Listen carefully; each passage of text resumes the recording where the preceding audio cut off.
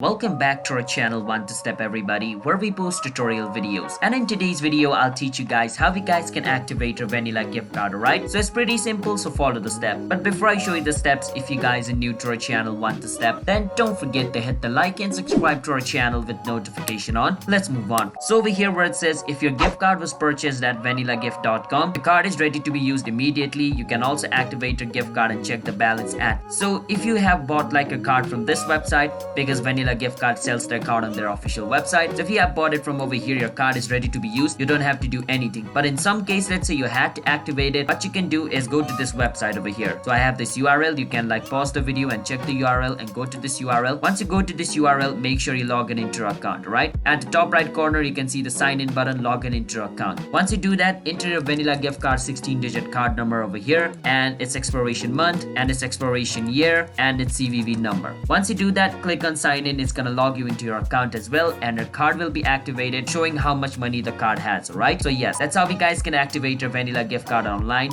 But in most cases, you don't have to do anything. It's just activated the moment you purchase it. But yeah, if it doesn't work, you can do this as well. So hope you understand. Hit that subscribe to our channel One Step, and bye bye.